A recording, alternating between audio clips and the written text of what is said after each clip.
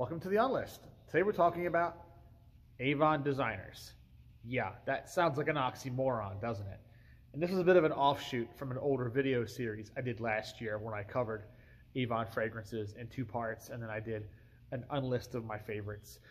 So we are picking up that ball again and talking about more of a tangent in the Avon history. And I know a lot of people don't really care because it's Avon, it's cheap fragrance. It was what everyone's mother and grandmother 30, 40 years ago sold at parties like Tupperware, like Amway, okay, like Mary Kay. So it's not really most people's cup of tea. The few hardcore dedicated Avon enthusiasts, many of whom which I created through my content, and others that are much older than me who were around and sort of got the more nostalgic attachment to it. I came into it much later because I was born in the 80s and my mom was still at the very tail end of selling it herself and then buying it and such. So I got to experience a lot of the older products as new old inventory that was stuck in the closet that was just lying around. Got to smell it, got to play with it. So I learned what all the classic Avon stuff was after the fact. And then, of course, in the 90s, I bought a whole lot of it as a teenager from relatives. And in the 2000s, I was still very well entrenched in Avon. And I kind of eventually slipped out of it, right? Kept all my old stuff, but slipped out of it. I don't really know what they're doing that much these days, right? I mean, I keep my ear to the ground a little bit, but for the most part, I don't mess with modern Avon. Most of it isn't even sold in the US anymore. It's sold in other countries. Avon tends to do this thing where they go to their best markets and they put all their attention into them.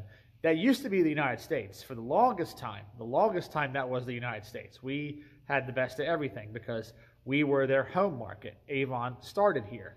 But ever since the 2010s, really, the 2010s and now 2020s, Avon has really more or less focused on places like South America, Africa, Eastern Europe, areas of the world that have a lower GDP and a much weaker currency. So their lower priced fragrances are more around what people can actually afford in those places. People in those countries, typically the average Joe in a place like Argentina, the average Joe in a former Soviet country, average Joe in a place like Nigeria is not going to buy Chanel, not buying Dior, okay? Not buying Raja Dove, not buying Guerlain, not buying Creed, all right? So Avon tends to be what gets bought and sold alongside a half dozen other similar brands or flame, right? Armand Dupree is very popular in Mexico, all right? The list goes on and on.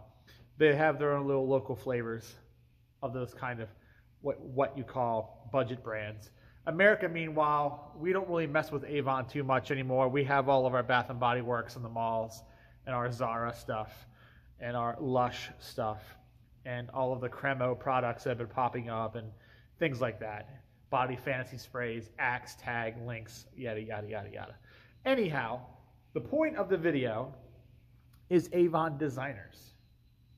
Avon Designers. Something a lot of people don't realize existed and still periodically exists. These are collaborations where Avon actually becomes the producer for the designer in question. Additionally, Avon for a short period of time also owned entire distributor companies that had licenses to manufacture and distribute designers. And these distributor companies didn't necessarily have Avon on the sign. They were just owned by. They were assets that owned by Avon Corp. So that period was the 80s and up to the mid-90s.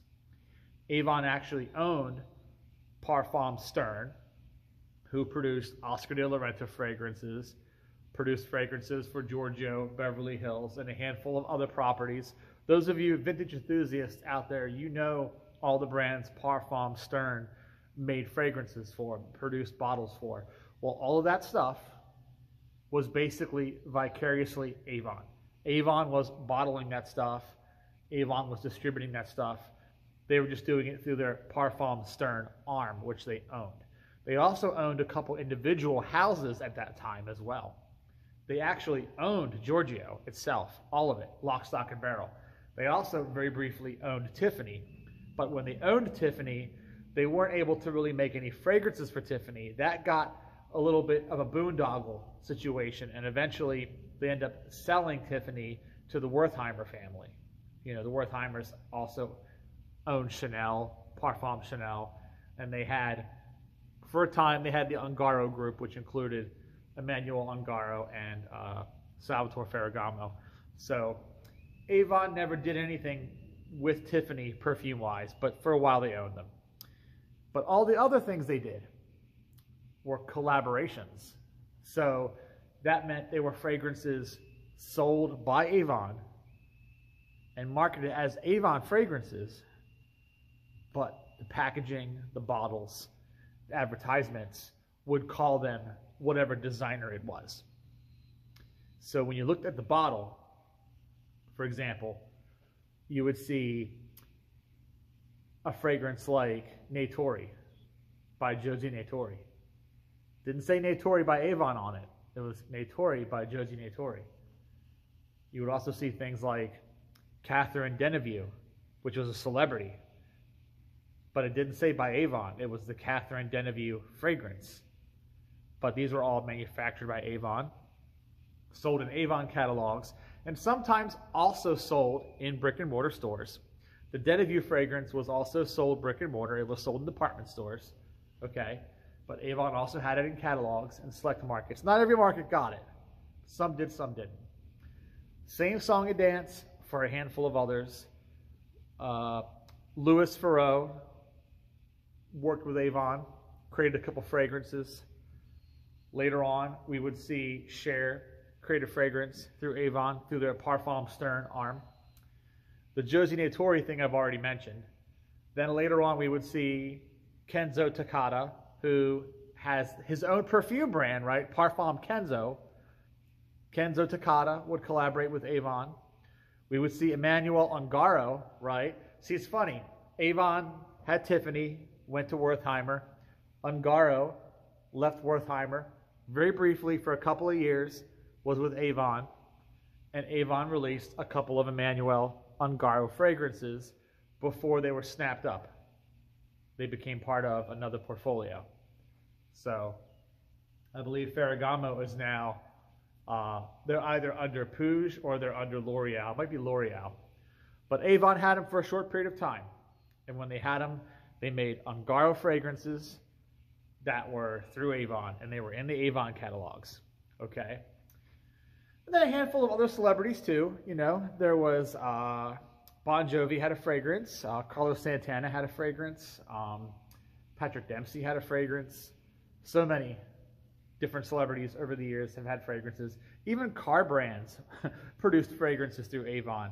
So AMC for a while had a Jeep fragrance through Avon. But the most fascinating part of it has always, for me, been the designers. Not the celebrity stuff, not the other branded licensed stuff.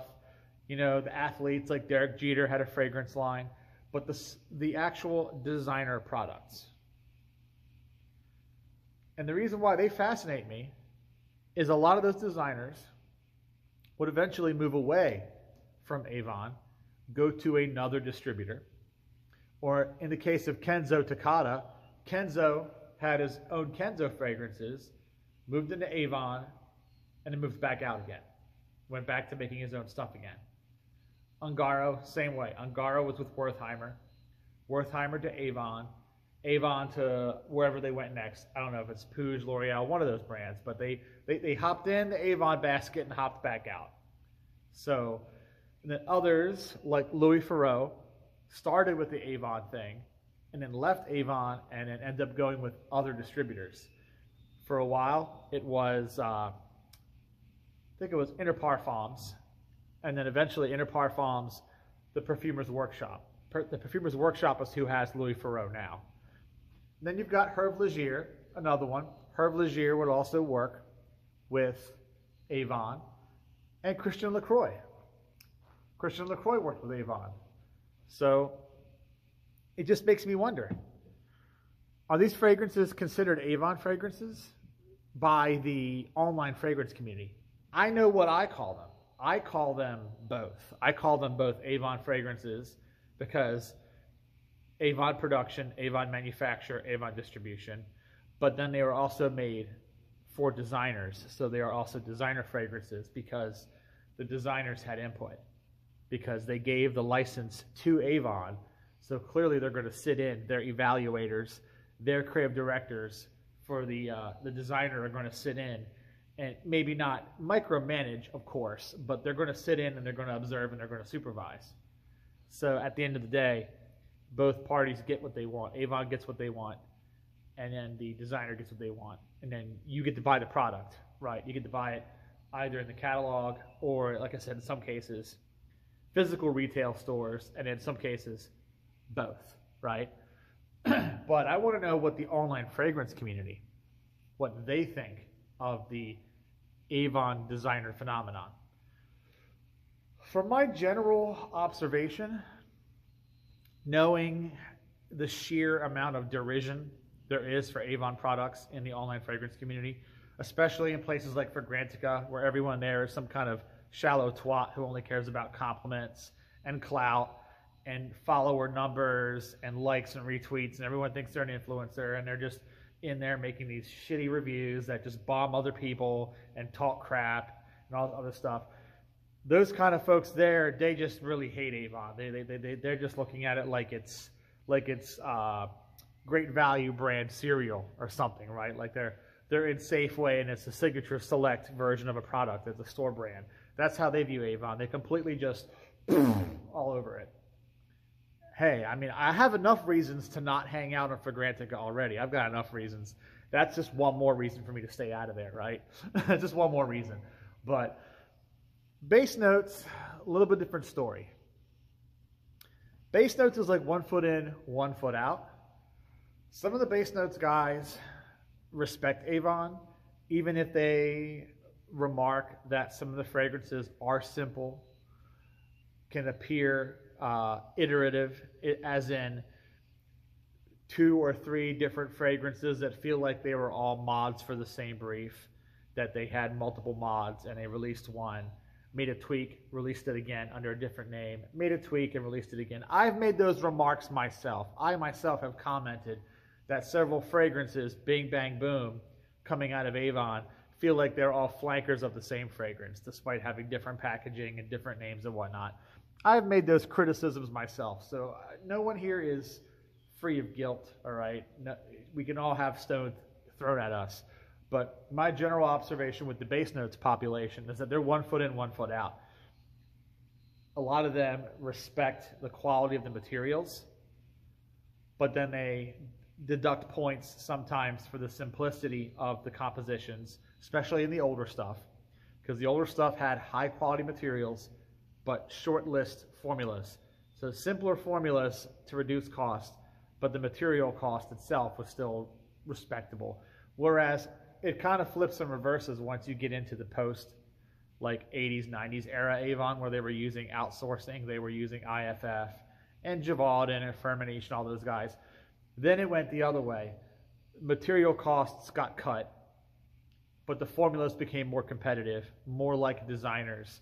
The fragrances became a little more sophisticated, okay, a little more cutting edge, if you will. Granted, I think Avon, on a good day, still spends more on formula than modern designers do. Like what you get now in department stores, what you get now from the big brands that L'Oreal pumps out, that Coty pumps out, LVMH pumps out. Avon was still spending more money on oil back in those days, in the 90s and 2000s, than these current brands do now, right? And they want $200 a bottle for something that smells half as quality as what Avon was selling you for 20 bucks 20 years ago. There's something to be said about that, right? But the general consensus is that whereas Fragrantica just kind of dumps on Avon, just Base Notes is sort of half and half. Half the people are like, yeah, some of them are a little weird, a little off kilter. They're a cheap thrill. Some of them can be hidden gems, can be really nice. But then some of them are just kind of like, you see where they saved. You see where they pinched. You know, the bottles are a little tacky. And see, I love all that stuff. I like the quirkiness. I am here for the quirkiness. That's why I collect Avon, because I like the quirkiness. But that still leaves the elephant in the room, the designers.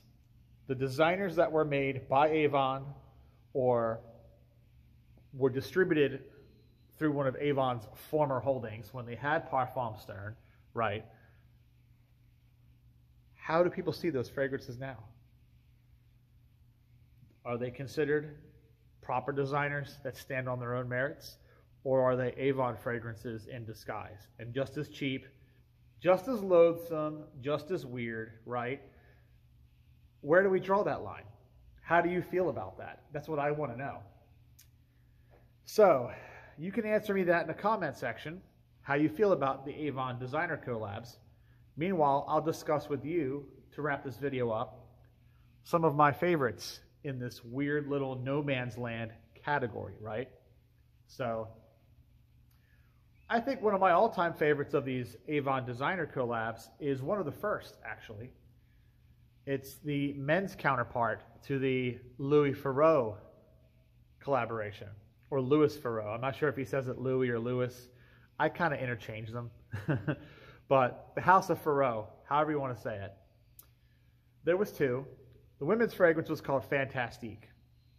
The men's was called Pour Homme. Louis Farreau or Farreau Pour Homme. Later on, here's what's weird about this fragrance.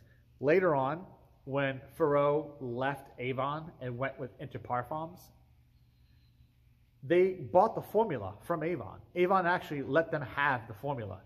Most distributors don't do that. Like when Dior left all of its distributors to go internally, to when LVMH went in-house, Francois Damasci had to remake all the fragrances himself without any formula notes to work off of. He had to GCMS the fragrances, he had to figure out what was in them, and he had to recreate them all himself. That was an arduous task. But Avon let Interparfums, here you go, here it is. We will sell you this formula, we don't care. So Interparfums picked up the ball for many of them. So some of you out there may not even realize you had what was once an Avon fragrance. Because if you had the more recent bottles of Farreau Pour Homme, which was called Fer de Farreau, or F-E-R, Fer de Farreau, same fragrance, different name, same bottle, a black bottle with a chrome top and a chrome cap on it. That's one of my favorites, honestly. And when I smell that, to me it kind of feels like a midway point between Antaeus by Chanel, which came out in 81, the Farreau Pour Homme came out in 85, and then maybe something like Globe by Rochas or Incense by Givenchy. Sits kind of in between them. It has this sort of sharp, leathery, sour feeling like the Antaeus has, but then it has a more of a mossy, floral, kind of crisp feeling to it that you would get from the Incense, from the Globe, and it's right in the middle. And it's a very interesting fragrance. It almost kind of reminds me of a brightened up Eucharist. Farreau Pour Homme, 1985, former Avon product, could feel like a slightly lighter Eucharist by G.O.F. Trumper. Just take out some of the smoke from Eucharist and you get Farreau Pour Homme. Very nice. It's one that I would seek out, and it's one that even if you dislike Avon as a general rule, I would still recommend you checking out. It's been discontinued for a very long time, so the prices may not be great. I don't know what it goes for now. I've got all that I'll ever need of it in my life, but who knows how much it is, but it's worth checking out.